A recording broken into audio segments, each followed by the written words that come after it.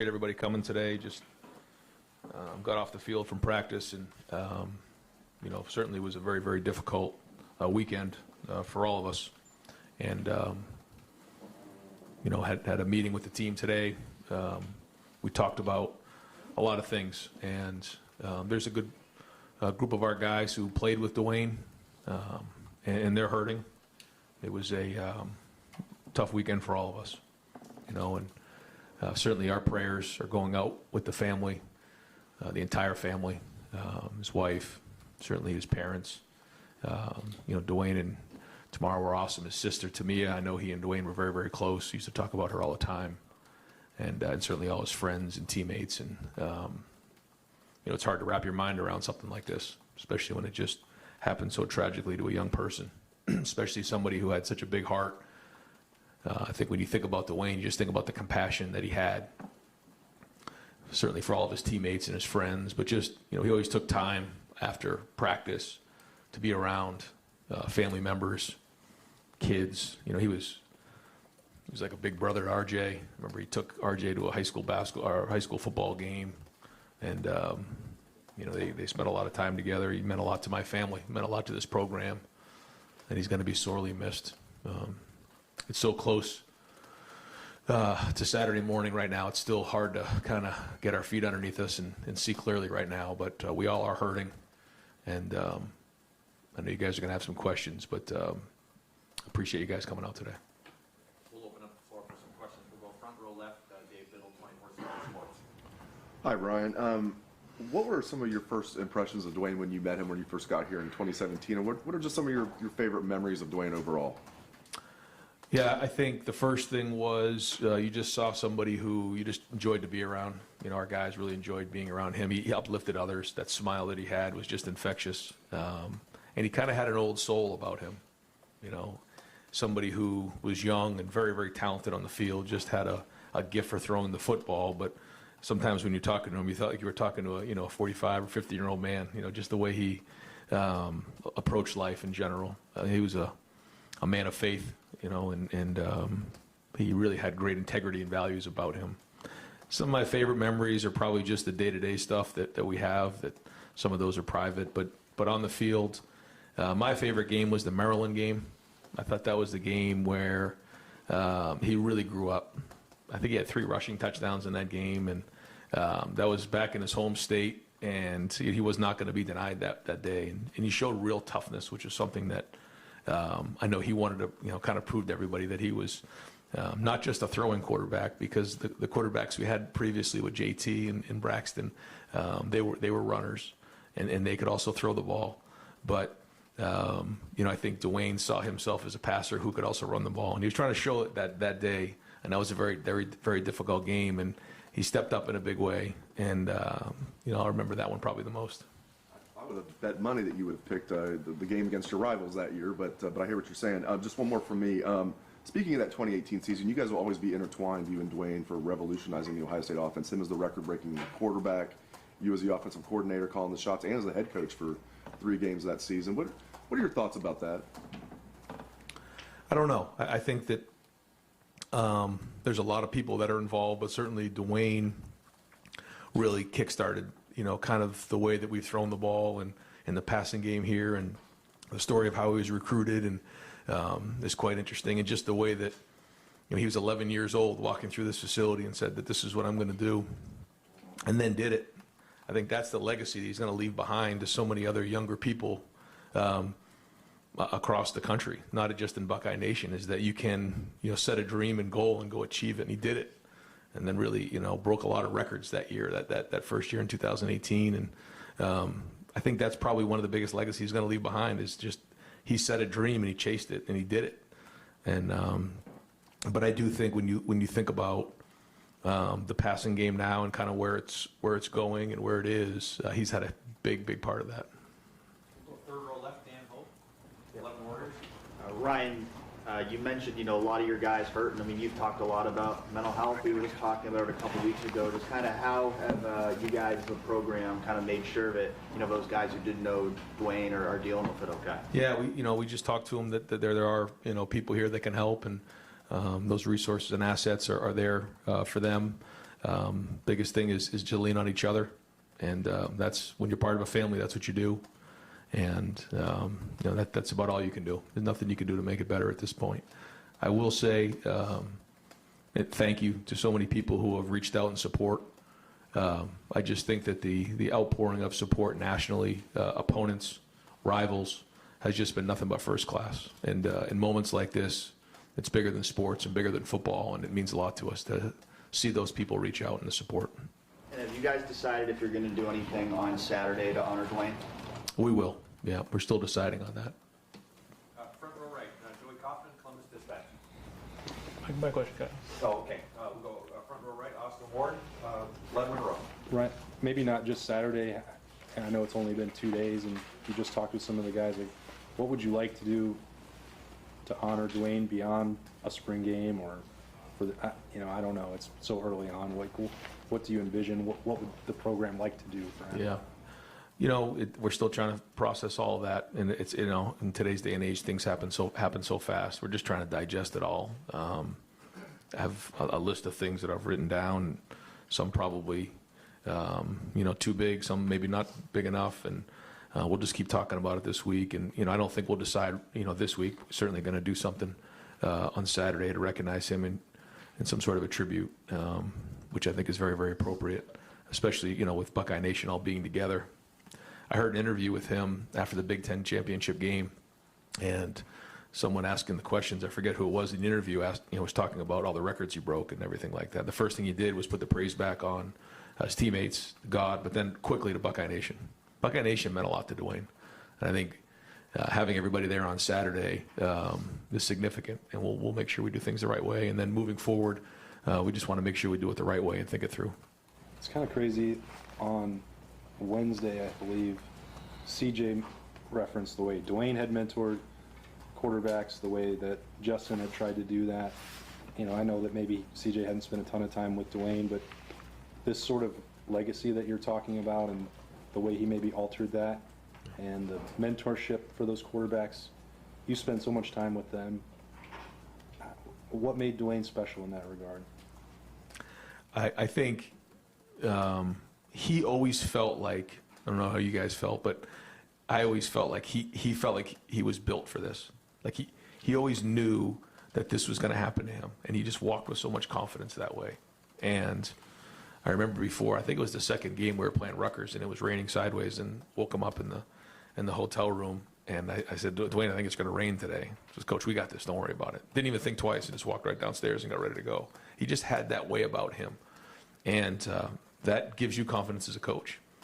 And being in those meetings every day with him and just seeing the work that he had put in, and then putting it on the field in that moment, I think you're right. I think it kind of catapulted the offense, the receivers, the passing game, just in general. And it's kind of hard to put to words what he meant when this has all happened so fast, but he had a major impact on this whole thing. We'll go fourth row middle, Pat Murphy, 24/7 Sports. Ryan, you mentioned him kind of helping to revolutionize this offense. When you first get here, you first kind of see his arm, see what he can do. Obviously, you had JT, you guys are doing that type of stuff, but was what he was able to put on the field for you what you guys envisioned as, hey, we can change things, we can start to move in a different direction? Yeah, I mean, I think Coach Meyer, said it best when he saw him as a young player. I mean, he saw something special in him, and the recruiting story kind of had its own journey to it, but he ended up as a Buckeye, and then quickly when I got here, you just recognize, you just see the wrist, you see how quick the ball comes out, you see the accuracy, you see all of those things. You still see a young person who's trying to figure out the game, but you could just see how talented he was and how quick the ball came out. And I think the receivers believed in him as a player. I think that was very important. And Dwayne led a little bit different maybe than JT or some of the quarterbacks before. He did a lot of his work in the locker room, and he had a little bit of that following. They just believed in who he was. And so because of that, he was able to build confidence, and they kind of played with that kind of confidence. And I think that part was special.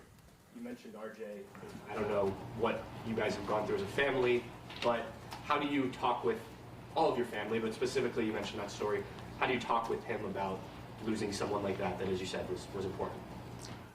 We were in the car the other day, and we were up at a little camp that he went to, and we were driving back and trying to put our minds and wrap our minds around it. I didn't really have anything good to tell him, really. I couldn't quite understand what to think of it all. It just very confusing, sad, but it makes you hug your loved ones a little bit more, and you just understand how fragile life is. But something like this is difficult to explain. Front row middle, Bill Rabinowitz, Columbus Dispatch. I know you were close with his family. I assume you've been in communication with his family. How are they doing?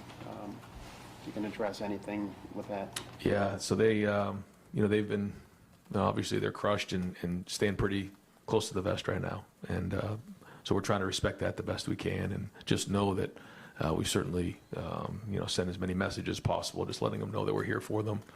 But, what do you say in times like this, other than that we're here for you?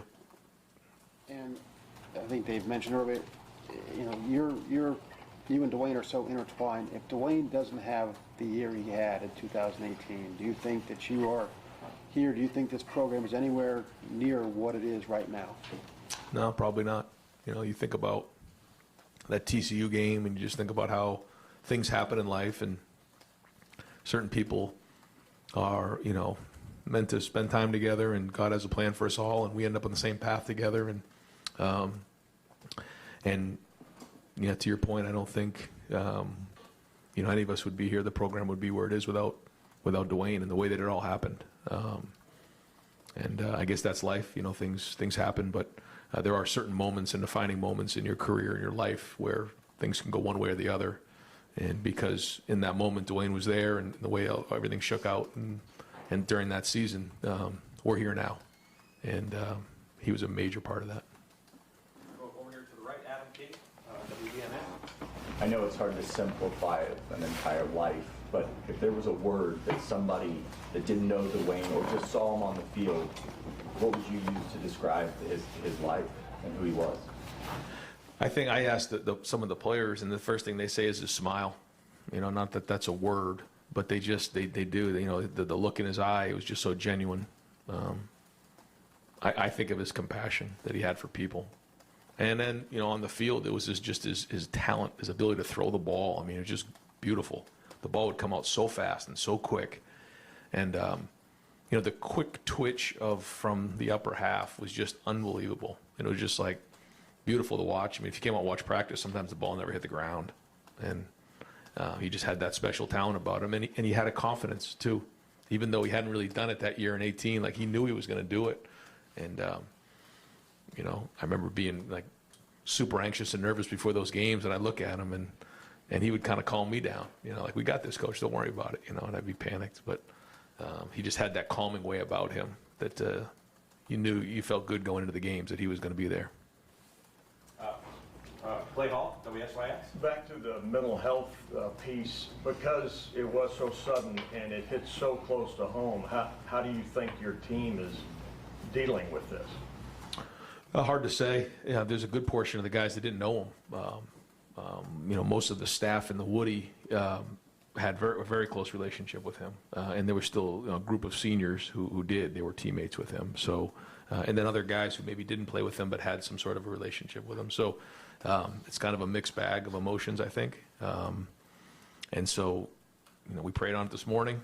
Cam Babb, said a prayer, and we're going to lean on each other the best we can.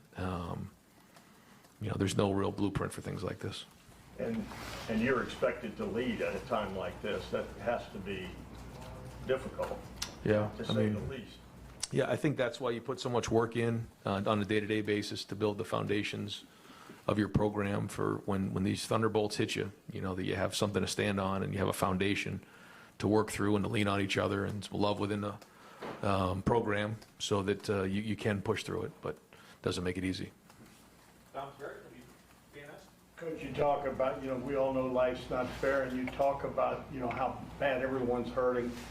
You've talked to the team. Just the kids that knew him, how are they acting, and do you see a rallying, I guess? I mean, sometimes. Yeah, I think that they're a little bit lost. I think it's been a couple years since he's been with the program, but they also stayed in close touch with him. I know a lot of guys constantly were texting and communicating with him, and so they're hurting right now, and just like any of us. I mean, I'm I guess 44 years old now, and I don't know how to feel. I'm certainly, if you're 18, 19, 20 years old, you're just having a hard time with it all, and confusing. So again, what do you do in times like this? You just try to lean on each other the best you can. What you can't do is just try to do something or say something you think is going to make it all better. It's not going to happen. You have to go through the process. Does it surprise you at all, though, you look at social media, how many people's lives this kid touched? It's been unbelievable, I think, and that says so much about who he is. I mean, he left a legacy even at 24 years old, and I think that it says so much about who he was as a person because of that. I just think the outpouring of support shows what type of special person he was. We'll go third row right, Nathan Baird, Cleveland.com. I know that when Justin was making his decision to come here, he reached out to Dwayne to talk. How much of those relationships continued over the years? Did the next couple of years, did he continue that relationship with Justin, as far as you know? And what was some of the other quarterbacks who've come through here? Yeah, I know. I think he was kind of a big brother to those guys, to Justin. I think even CJ. So, yeah, I mean, it's when you come through Ohio State and you play the position and you kind of walk in those shoes, only a few people quite understand what that's like. And so he did. He was a great resource for those guys, just like JT and Braxton and those guys and Cardell were big brothers to Dwayne. And I know he and Joe stayed in touch. And those guys were friends and they competed, but they had so much respect for each other, and so it's a little bit of a tight group there because it's such a unique position. Front row right, Tim May, Letterman Row. Yeah, Ryan, how much had you spoken to Dwayne in the last several months or year or so? Because obviously the NFL can be glory and can be a grind, and he found, I think, the tough side of it and stuff. You were in the NFL for a couple of years as an assistant coach, and just what were y'all talking about? Where was his head in terms of like maybe a restart, so to speak? Yeah, that was the most significant conversation was when he did have that restart with the Steelers, and Coach Tomlin was unbelievable. He and I got together here and just had some conversations, and he really wanted to help Dwayne. He saw those things, those special traits in Dwayne, and really poured into him. And I think it says a lot about that organization and just what they tried to do for him and where they were at. And but I think he felt like this was a great opportunity for him. He made some changes, and he was all in. And so anytime you play 1 year of college football, really, and then go into that league, it's a challenge. And that was going to be a journey. And it takes time, and especially at that position, everyone has a different story. And he was still working through that adversity. And the other thing, do you ever, now may not even be the right time to ask this, but it is in some respect, you ever pinch yourself about spring in 2018, and you had Joe Burrow sitting there, and Dwayne, and just what a room that was, and is it, obviously things are fleeting, right? But Yeah. I mean, just, what do you recall of that room, I guess? Oh, yeah. I mean, very talented group, very competitive every day. It was hard to get everybody reps. But it was fun to be there every day. They were good on the field, but they were great in the meeting room. I mean, you had to bring it every day as a coach. And so my first year, coaching those guys, it was a challenge every day. I mean, there was a fight to see who could get the answer first. And I think really Dwayne grew as time went on in that area because there's so much more to it. And I think of some of the big games he had, especially down the stretch in that 18 year. I mean, he did a great job with the protections. He did so many of those things. And I think the other guys in that room got him better by the competition in the meeting room. We got time for just a few more. Colin Gay, Rivals. Hey Ryan, you mentioned the trust that Dwayne had generated with his wide receivers, and I'm curious because that room was also incredibly tight, whether it's Paris, Terry, Johnny. What do you remember about the relationship that he cultivated in that kind of space and what that was able to do, like in terms of translating to the field? Yeah, I know that all those guys are crushed right now, really hurting. There was a special relationship there, I know that they had talked a lot going into that season of what 18 could be like. And then as they were putting it on the field, it was neat and fun to be around, and practice was great. I mean, those guys really worked, and, Terry and Paris had really, become self-made. I mean, they, Johnny was the same way, KJ and Austin and Ben. I mean, they worked hard for that opportunity, and so they really believed in who Dwayne was, and because of that, they were all having a lot of success, and it was a lot of excitement around that. And then afterwards, I know they stayed very, very close. Certainly, he and Terry on the same team in Washington, but I know they all stayed in close contact.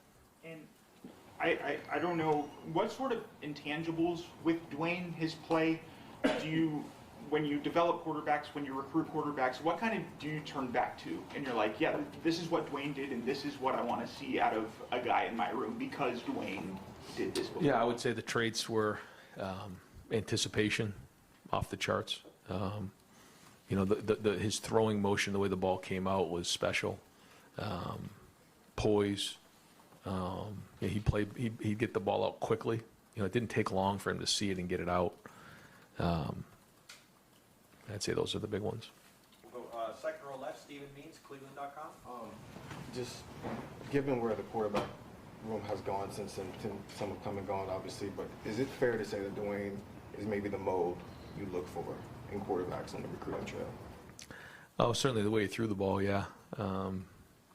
But, everyone kind of has a different style, and it's hard to compare others. But, we first want to have a quarterback who can throw it, and then if you can run and do other things, then that's a bonus. But yeah, I mean, his ability to stretch the field, and even just throwing the ball on the perimeter like Bubbles, remember that year, that was huge for our guys, and how quickly he could get the ball out of his hand. And he's kind of like a point guard out there. So yeah, we want guys like that who can see the field and throw the ball, and he obviously kickstarted all of it. You guys obviously put that list out of all those records he broke, which is pretty expansive when you see it all on one page. Knowing what you know now, getting CJ, getting Justin, getting Jack, obviously he's left now, getting Kyle, did it need to be that explosive to kind of make a point of what you wanted to do here as a quarterback developer? I mean, we had, success, the first year with JT. He really, did a great job, in my opinion, throwing the ball that year. I think you could see it building, especially the way he played in that Penn State game. And so you could see it coming and building. And then Dwayne really took that into the next gear and took it and ran. And so, we learned a lot about the offense that year as well, and then tweaked it a little bit the next year. But yeah, I mean, for someone to make an impact in one season the way he did is remarkable. We'll go second row right, Rob Aller, Columbus Dispatch. Brian, what we see, media, what the fans see is just a small piece of what a person is. If you had to summarize, like, behind the scenes, how would you want Dwayne to be remembered, sort of the person? Yeah. Compassion for others. I don't really think he thought of himself first. I think he was constantly thinking about his friends and his family, thinking about others. I think all of those relationships really mattered to him. However, he wanted to be great. He did. I mean, that was a big part of his dreams as a young man, and as an 11-year-old kid coming up, and so he was driven to do that. And he worked really hard. He put a lot of extra work in the off season. And yeah, I would say that's probably it. I mean, just always thinking about others, compassion, that infectious smile, the old soul. I mean, that was the things that come to mind. And final questions, second row left, Bill Landis, The Athletic. Ryan, I know the quarterback position is sort of just naturally kind of captivating by its nature, but the way Dwayne played the game, the joy that he seemed to play with, the smile you mentioned there, like, how do you think that resonated, particularly with the young players? I know you get campers in here in the summer, and I know I'm sure guys you recruit, mentioned Dwayne as well, but just how do you think he connected with people of that age group with the way that he played? I think he did. Yeah, I think he was able to take an environment where it's very stressful and make it fun. I think that you're right. I think people saw that in him. He'd be laughing and smiling and doing those things. I'd be like, no, let's focus. We got to go back out there and play. But he just had that way about him, and I think that had to do again with his faith and the way he was built. Was that he knew that that's where he was supposed to be at that time, and that he was ready for the moment. And he just brought that way about him, and he brought it was fun to play quarterback at Ohio State at that time. It was fun to be part of this offense. I think that if that's what you're getting at, I agree with that. Yeah. Coach, thank Good. you. Yeah. All